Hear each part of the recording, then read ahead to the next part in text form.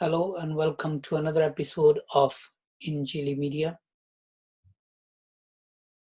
Christianity and British nation have a very old and a very complex relationship. The British Parliament, known as the Westminster Parliament, which is also called the mother of all parliaments, was established in 1707. And London, the capital city of the Great Britain and historically the powerhouse of Christian evangelism, for centuries was often referred to as the city of churches. So, if the British Parliament is considered the political brain of the Great Britain, then the Westminster Abbey, the Royal Church, can be rightly called its spiritual heart. A great deal of history is enshrined and displayed in its walls, doors, windows, pillars and halls, floors and stairs, paintings, busts, and statues. Among all these, proudly stands a marble statue of a Pakistani Christian lady who was martyred for her faith and love for Jesus Christ. Injili Media today proudly presents her story. We are committed to bringing you informative, historically accurate, and faith enriching episodes through our channel. So if you have not done so, please subscribe to Injili Media and hit the bell icon so that you can be notified every time a new video is uploaded. Ester John was murdered in Pakistan in February of 1960, and today her white marble statue stands proudly in the Westminster Abbey Church in London. But before telling her story, it is important to briefly outline this royal church's own story. Westminster Abbey has a story to tell itself. This church is attached to the Parliamentary House, to the Parliament House and the Westminster Palace, and is commonly referred to as the Westminster Abbey, though its formal title is Collegiate Church of St. Peter at Westminster. Local tradition states that a young fisherman, Ulrich, who used to fish on the river Thames, had a vision of St. Peter near the site where Westminster Abbey stands today. As a result, the fishmongers' company started offering salmon to the abbey, and in later years, this custom continued and is observed even today. The actual building or even the land preparation for the purposes of building a church started in 960s and 970s. This enormous task was undertaken by the Benedictine monks who were installed in the place by Saint Dunstan. From those remote and very humble beginnings to the present imperial edifice, the church has gone through countless changes, improvements, and now its grandiosity holds a place of royal importance among the structures of London. It is also the heart of the Church of England's religious ceremonies. Westminster Abbey has over the years served as the traditional place for coronation of kings and queens and as burial site for English and then British monarchs. The place, the monastery attached to it was dissolved in 1539, and the church was later given the status of a Church of England's Royal Peculiar and was made directly responsible to the king or the queen.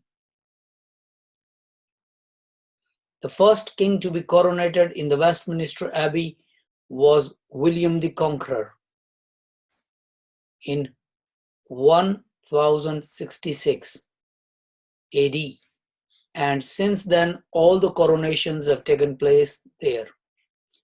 Since year 1100 AD, there have been 16 royal weddings, including the wedding of Princess Elizabeth, the present Queen of the United Kingdom, and Philip Mountbatten, Duke of Edinburgh, on the 20th of November 1947, and the wedding of Prince William to Kate Middleton, which took place on 29th April 2011.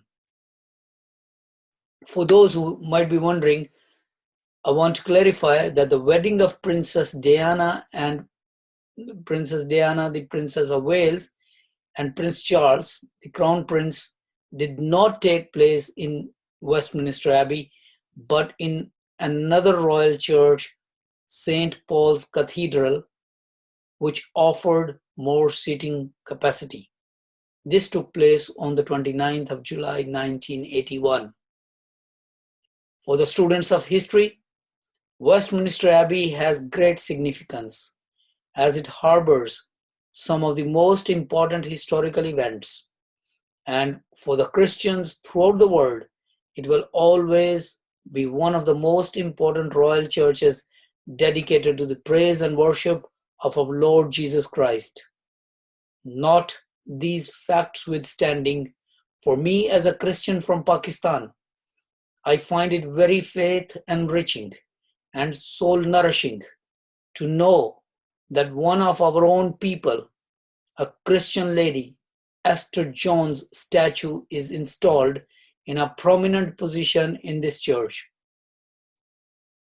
Ester John from Pakistan is a martyr for the sake of Lord Jesus Christ.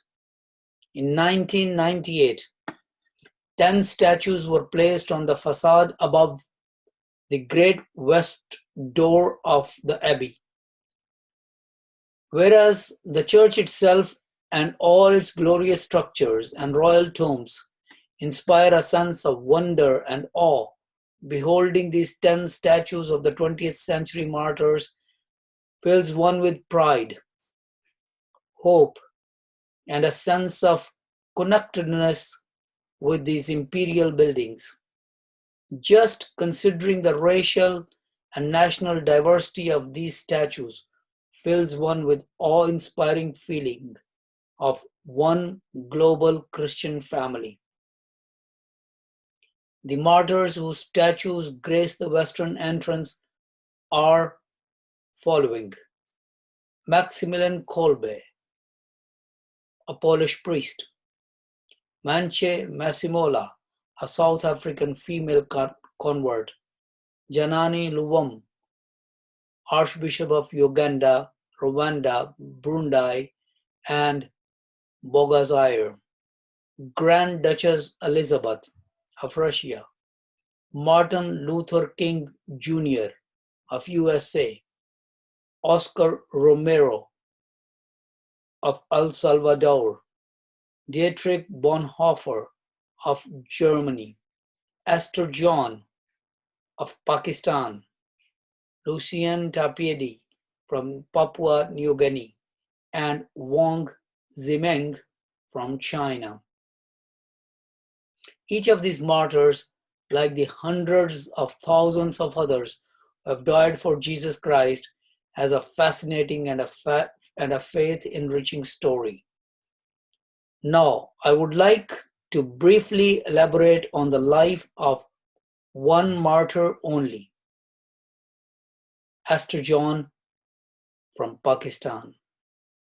Qamar Zia, as she was named when she was born, was later called Ester John, and this is her story. This girl was born in India, but along with her family moved to Pakistan soon after partition in 1947. Her education included initially the usual government school, but later she attended a Christian school where she was introduced to the Holy Bible. While reading the book of Isaiah, chapter 53, she had a conversion experience which she kept secret from her family. Knowing that sooner or later she would be wedded to a Muslim husband, she ran away from home. Now a committed Christian, she got to Karachi and found a job in an orphanage and abandoned her old name Kamarzia and took the new one, Ester John. The family and friends, after discovering her change of heart, tried in various ways to persuade her to return home and get married, of course, to a Muslim man.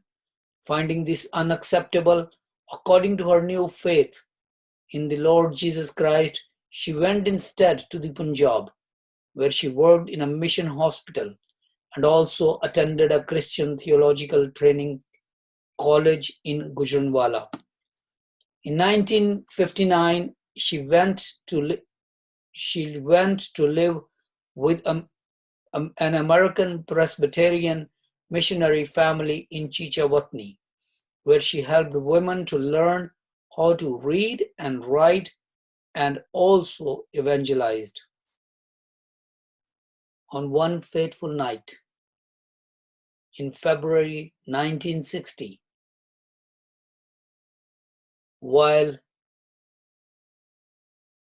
peacefully asleep in her bed, Esther's head was smashed twice with a heavy, sharp instrument, leading to her death. A police case was launched, but the only conclusion they handed down to the missionaries and the church family was, "Sir, we have found no clue.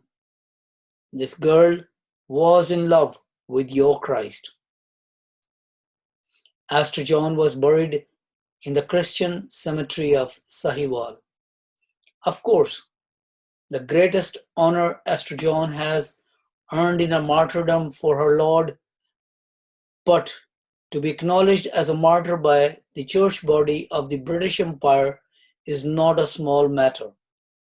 And as a Pakistani myself, I found it absolutely a humbling and an uplifting moment to first set my gaze upon her white marble statue standing proudly among the 9 other martyrs from around the world. In Judeo-Christian tradition, great importance is given to the temple dedicated to Jehovah, built by King Solomon. The Holy Bible has a very detailed record of how this temple was built. 1 Kings chapter 5 to 8 in the Holy Bible, Old Testament. Maybe no structure ever built after the Temple of Solomon can ever match the splendor and glory of that building. But the disciples of Lord Jesus have always tried to build worthy houses of worship. As the church followers of Lord Jesus multiplied, so did the churches, the buildings dedicated to his worship. This spread of churches and church members also attracted persecution of his faithful followers, a situation which was predicted by the Bible, and the prediction was with a promise. Lord Jesus said, "Fear none of those things which thou shalt suffer. Behold, the devil shall cast some of you into prison, that ye may be tried, and ye shall have tribulation 10 days. Be thou faithful unto death, and I will give thee a crown of life." Words recorded in the book of Revelation, chapter 2, verse 10. This is the last book of the Holy Bible, found at the end of the New Testament. Ester John was but one of those millions who have remained faithful unto death, and we believe that she will be among those who shall receive the crown of life from Lord Jesus himself But until that great and glorious day, her statue stands as a proud testament to her people in Pakistan and all those who visit Westminster Abbey that Jesus Christ is not only worth living for, but also worth dying for. Dear viewers, we hope that you have liked this informative video. So, if you have not already done so, please subscribe to our channel. We find great pleasure researching these topics, and knowing that you like our efforts fills us with joy. Your encouragement and comments help us in bringing you all this information.